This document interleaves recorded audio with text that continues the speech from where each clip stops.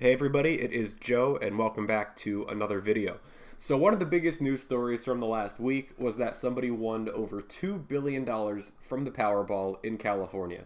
Obviously we've seen lotteries get up above $1 billion before, but this is the first time that we've seen it ever get above $2 billion. So what you might not know is that sometimes it's actually profitable to play the lottery on average. So the person who won the lottery right here has the choice between taking the lump sum or the annuity. So the lump sum for this lottery is $997.6 million, which basically means before any taxes, if he wanted to, he could just choose to win the $997.6 million and walk away. The other choice that he would have is to take that $2.04 billion prize, and it will be distributed over the course of an annuity, which will be given every year for 30 years. So eventually, over the course of that 30 years, that $2.04 billion prize is going to be reached. But what most people who win the lottery end up choosing is the lump sum. And the reason for that is because it allows somebody to make their own investments and grow the money how they see fit. How the difference between these two prizes are so different is because whoever runs the lottery, whether that be the Powerball, Mega Millions, or any other company that will run the lottery, they're going to take that lump sum. That's the money that they actually have from tickets after the profit that they make is the lump sum. What they do is they invest the money, and they can estimate based off of interest rates and everything else what you're going to receive from them over the course of 30 years if you choose the annuity, which is why you hear that annuity total jackpot as being the one that's advertised, because it's actually a higher amount of money. And this difference is actually pretty big. As you can tell, it's over $1 billion. Over double the lump sum is the total annuity prize right now. And the reason for that is because interest rates are going up, and interest rates are going up because of inflation. Interest rates going up is obviously a way that the federal government across many different countries combats inflation. If you want a full explanation on that in another video, I would be very happy to provide that. So to go over expected value, because this is going to be something that I'm going to reference more in this video, I'm going to just give you a basic example as to what the expected value is. So let's say we're going to play a game, okay? You're going to give me $1 and I'm going to flip a coin. If the coin is tails, I keep your dollar, but if it's heads, I'm going to give you $5. So the expected value of playing this game is pretty easy to calculate, right? Because all you have to do is take 50% of that $0 and add 50% of $5, because there's a 50% chance that you have each probability happen.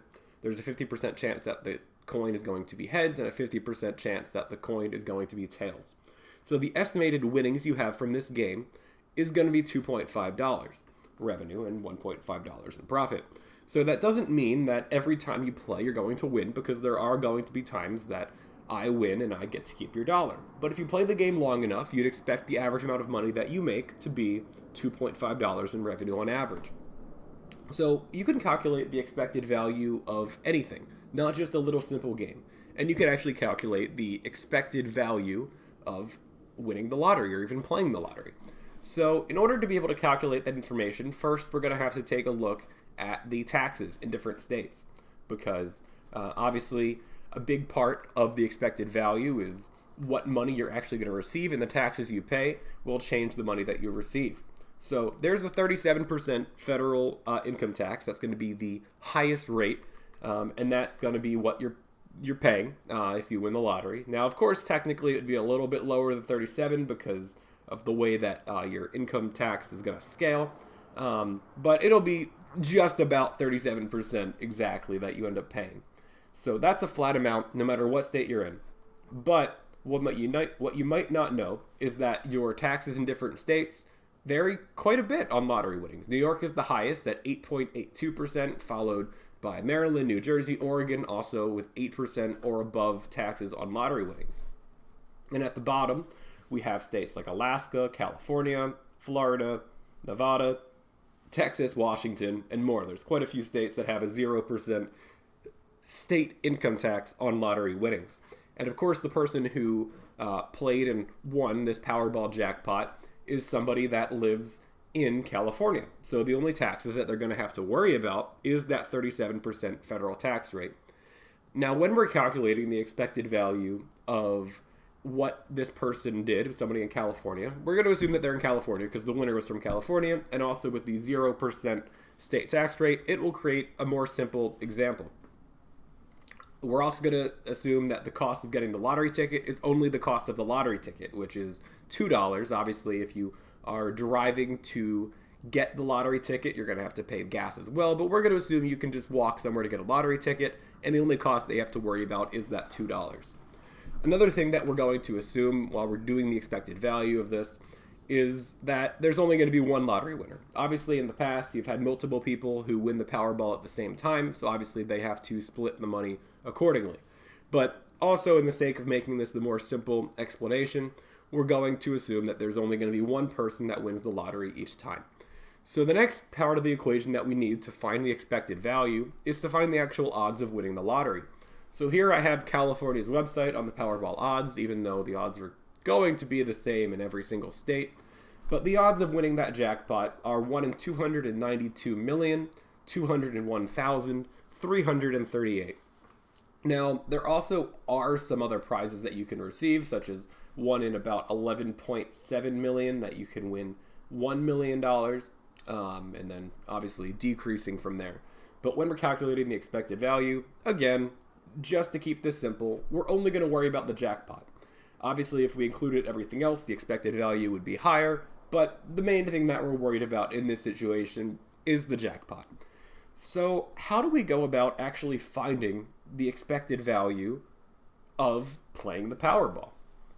So what we're going to do is we're going to take the lump sum amount of money, because that's the rational choice to make, is to purchase the lump sum or choose the lump sum if you win the lottery, which is $997.6 million, which is obviously a lot of money, and I can't even really fathom that amount of money. And obviously, because off the top, you're going to be paying your federal income tax, which, like I said earlier, is going to be 37%. So we want to take out 37%. So we're going to multiply this by 0.63, because 0.63 plus 0.37 gets us to 100%.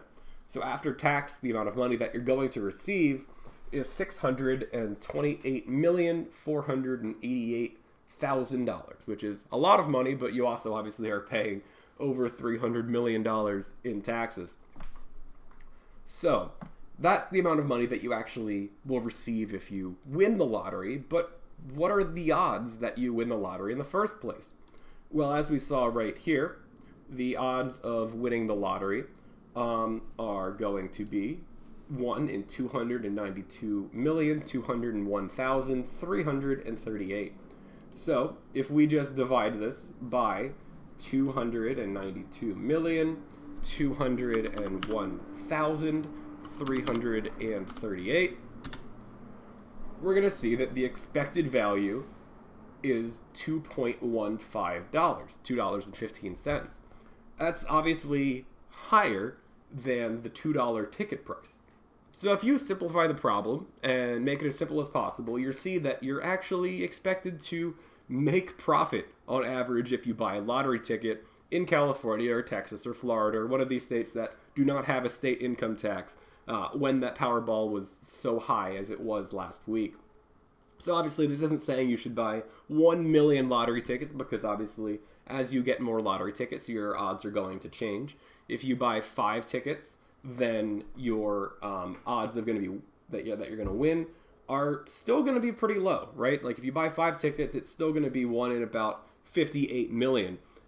And now you have $10 sunk in instead of the $2. So you're actually going to be expected to lose money in that situation. But in the simple case where you're just buying 1 ticket, it's expected that you're going to make 15 cents in this situation. So the next thing to wonder is, are there going to be any other times where it's actually considered profitable to play the lottery? And the answer to that is yes, kind of. Now, obviously, I'm not advocating anybody, being a gambling addict. That's a horrible thing, and you should really get help if you feel that you are a gambling addict.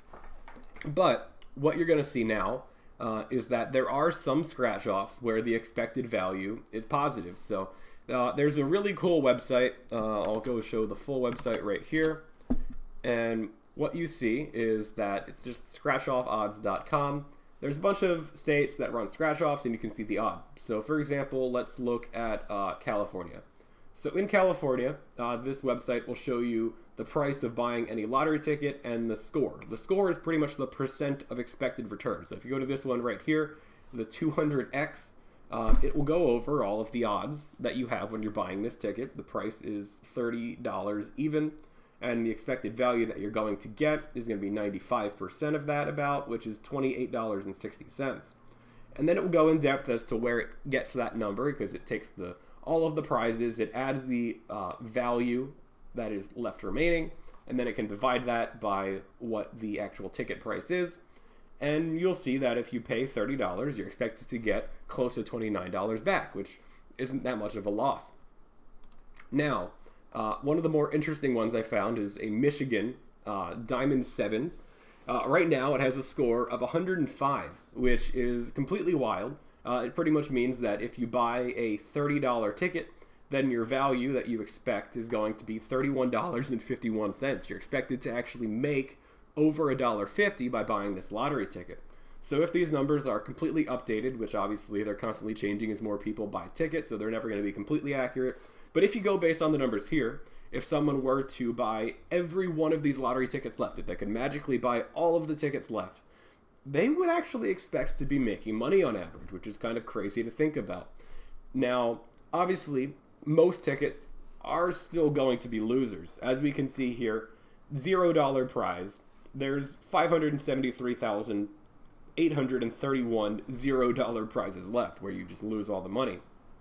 And if you add in all of the amounts of tickets that there are remaining to win money, you'll see that chances are if you buy one ticket, you're still going to lose money. But expected value isn't an average. It is an average, but it doesn't just take into consideration what is the most likely outcome. It says what is the average outcome if I were to do this a bunch of times. And the average outcome, if you were to play Diamond Sevens right now, is that you're going to make $1.51 per ticket. Kind of crazy. So that's pretty much all that I have to show you today. A little bit of an expected value example, which I thought was kind of cool. Now, if you want me to go into more, like I said, about how interest rates affect inflation and why we raise our interest rates to combat inflation, then I'd be really happy to talk about that in a future video. I think that would be really cool. But as for now, leave any comments if you have them. I'd be happy to hear what you all have to say. And yeah, that'll be about it for now. So thank you all so much, and have a good one.